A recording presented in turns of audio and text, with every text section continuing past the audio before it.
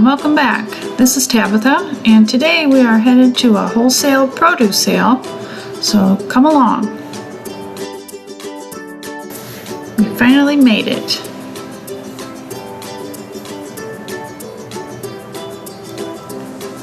It was quite cold this morning, so we hung out in the car for a while. We got there early, plenty of time to get in line. So here we are in line.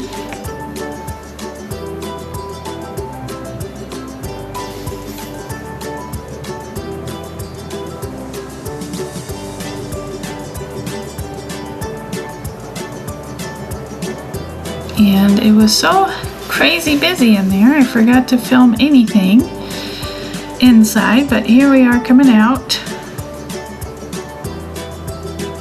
We actually bought so much that it's not all in the cart. We weren't able to fit it all, so Matt had to go back in for I believe a case of red onion and a case of acorn squash. And in a minute you'll see that I'm carrying a case of blueberries. There it is.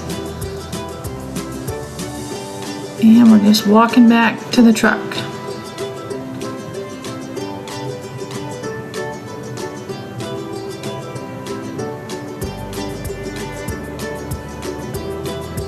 And here comes Matt with our case of acorn squash.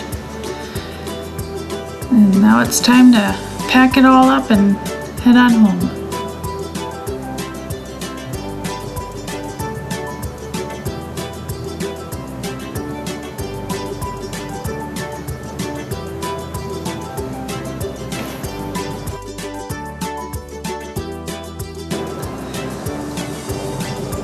Alright, everything was packed up and here we are headed home. These little kids were having a conversation amongst themselves and they were pretty cute.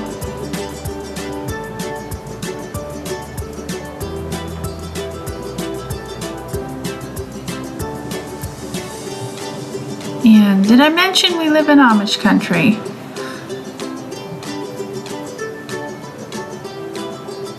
Because we do.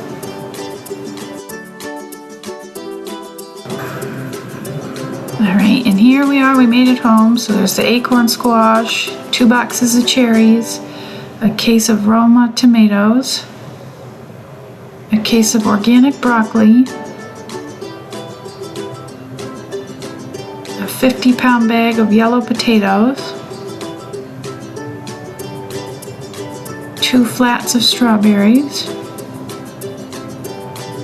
a case of grapes,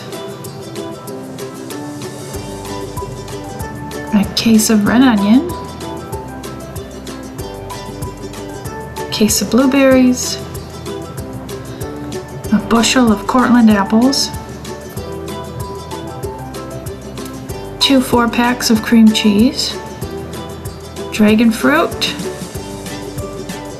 a bag of mini peppers, cherry tomatoes, jalapenos, cucumbers, celery, and some mozzarella and Colby Jack cheese, and a case of Brussels sprouts.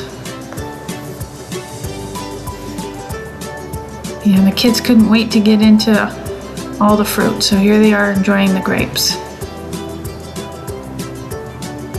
But it was time to get busy, so the first thing we always do is clean out the sink. And I always wash the produce with vinegar and baking soda. So we got started first thing with the strawberries. Of course, we just cut the stems off.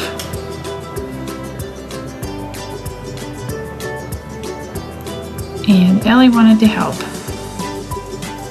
I think she was hoping she could sneak some.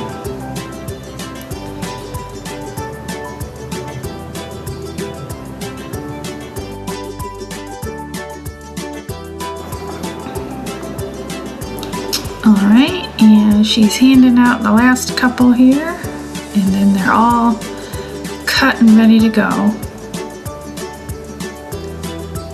So the first thing we're going to make is some strawberry jam. So we've got the strawberries, just adding some water, keeping an eye on them, stirring them when they came to a boil. And when they were soft, I just used the immersion blender to blend them up.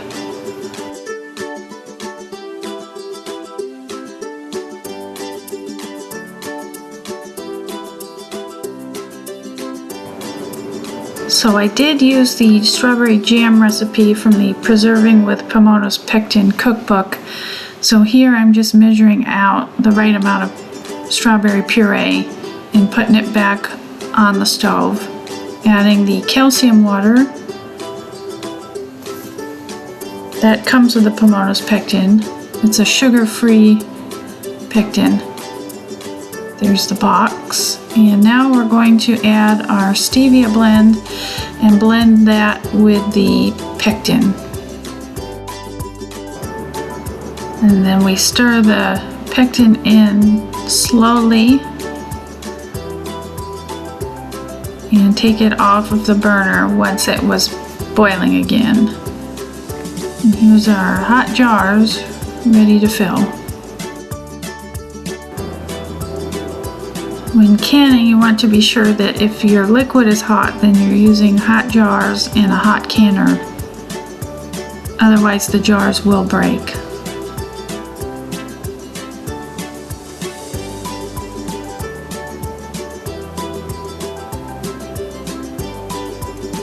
And now we're just wiping the rims, making sure to get any residue that may have fallen off so we don't ruin the seals on the lids when we put them on.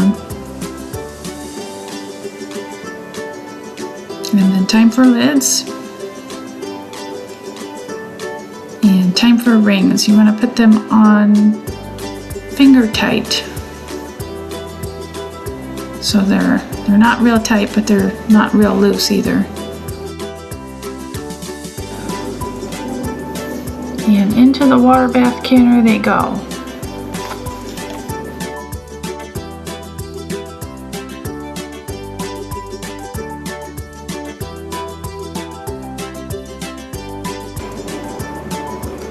After about 10 minutes, you have some yummy, delicious home canned strawberry jam.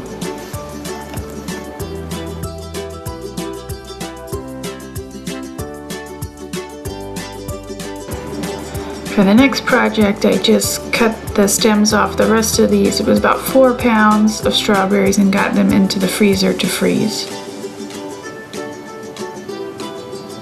And again, Ellie was there to help.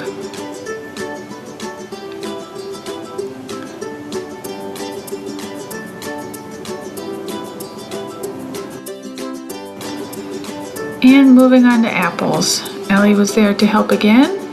We're going to turn half of this bushel of Cortland apples into strawberry applesauce. And the first step, of course, is to wash them.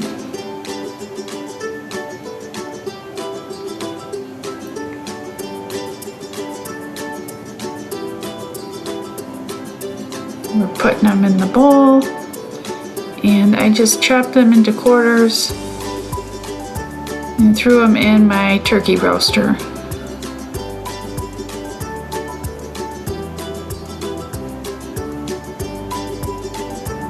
Matt added about 4 pounds of strawberries, and we got it cooking at I think 215, 220 degrees for a few hours.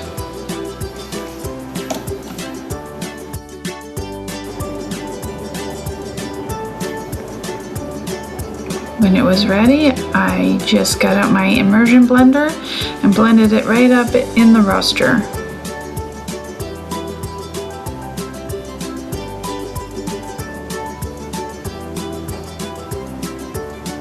Then it was time to run it through the food mill.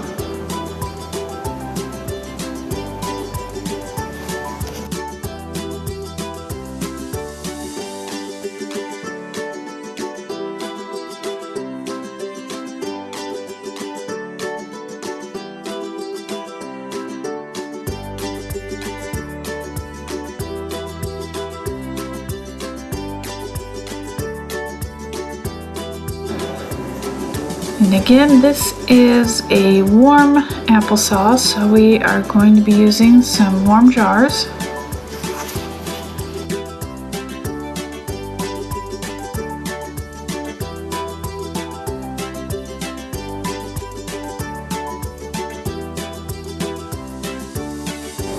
Time to wipe the rims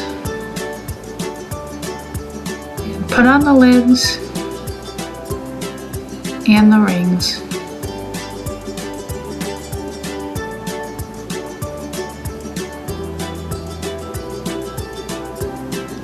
And into the water bath canner they go.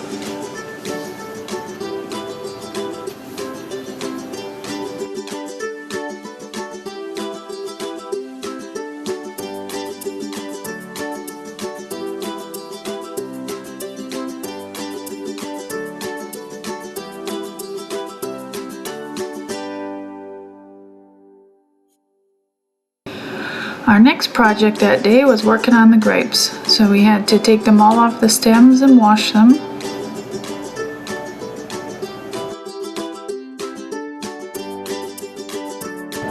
And then again for this jam or jelly recipe, I used the Preserving with Pomona's Pectin cookbook again, the grape jelly recipe, so I was just measuring out the right amount of grapes. And once they were soft again, I blended them with the immersion blender.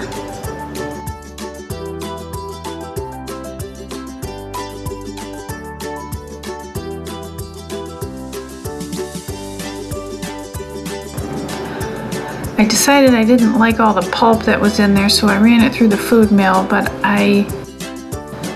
next time, instead of running it through with the immersion blender, I'll just put it in my Vitamix. And then I had to measure out the right amount of juice to start the jelly.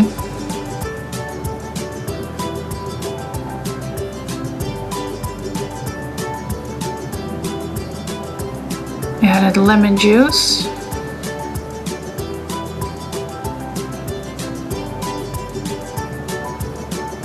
And the calcium water.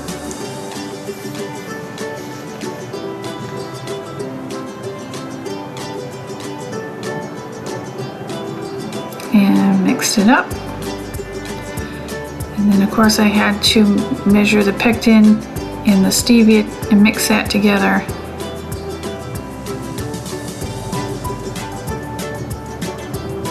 And slowly stir that into the grape jelly.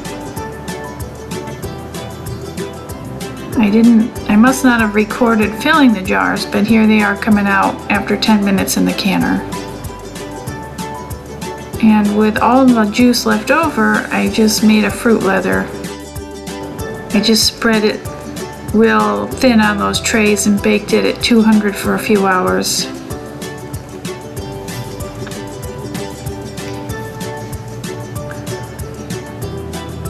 And here they were when they were done. The kids loved them, they were delicious. So day one, we made strawberry applesauce, strawberry jam, and grape jelly.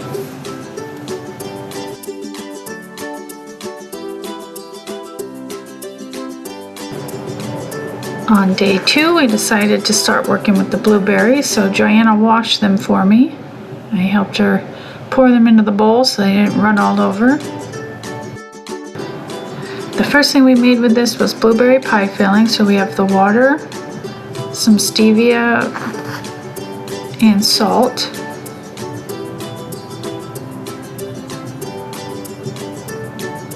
And we just had to heat that up.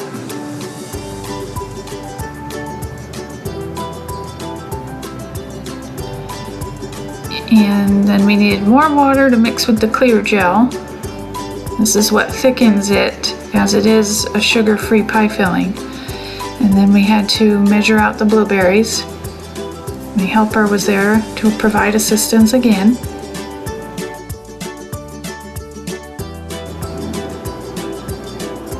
Once the water was boiling, the water and the stevia, we added the clear gel mixture to it until it formed a clear gel consistency, and then added in lemon juice and the blueberries.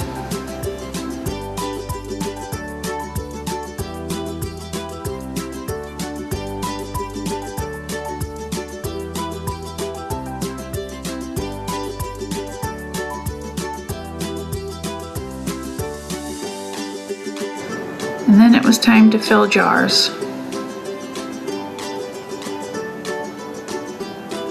The kids loved licking the sweet mixture off of the spoons.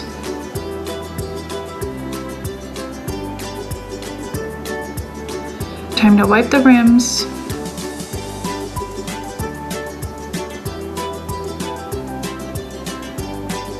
Apply the lids and screw on the rings.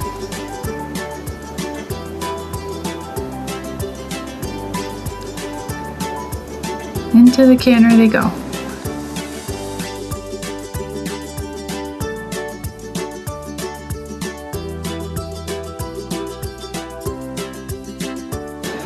Alright, and the next project on this day was the acorn squash.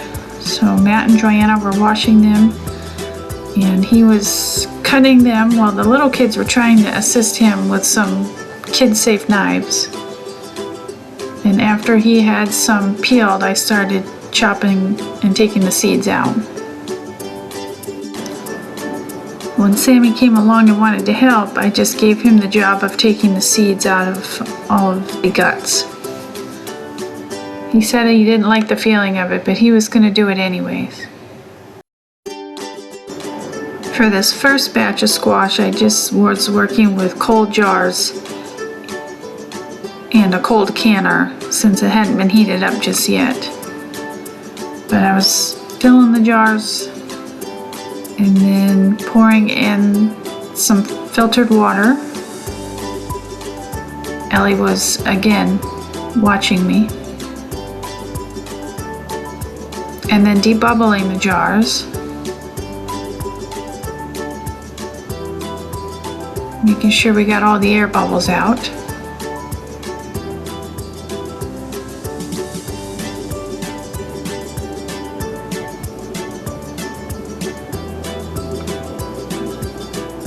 Topping them off with more water. And then on went the lids and the rims.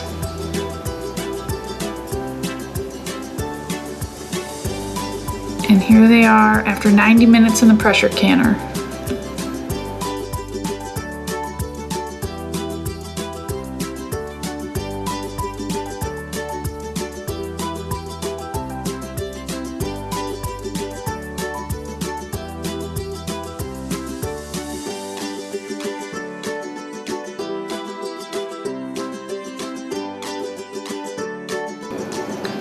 So on our second day of work, we made 6 quarts of blueberry pie filling and 24 quarts of acorn squash.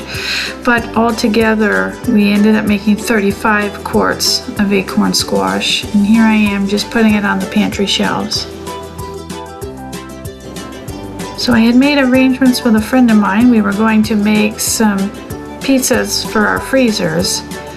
Instead of having pizza from the store, we had it all ready to go in the freezer, so I was shredding all of the mozzarella that we had bought so we could make these pizzas.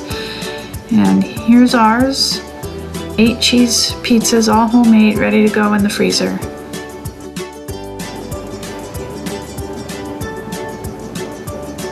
And the next day I was able to take the rest of this cheese and just freeze it on baking sheets lined with parchment paper. That way it didn't stick together in a clump. And then after that, it was time to move on to the cherries. So here we are washing the cherries. Ellie again wanted to help.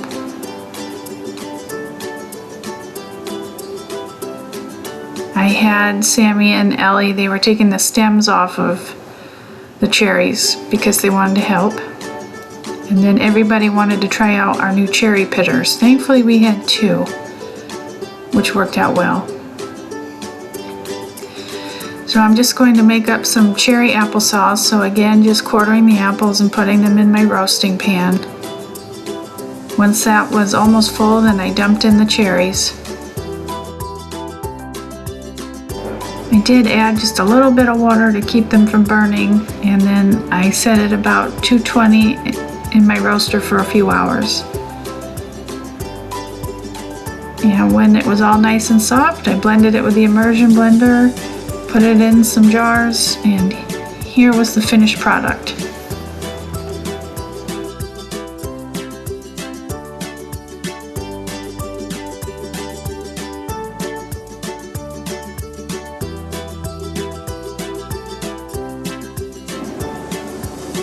Altogether, this made 20 pints of cherry applesauce.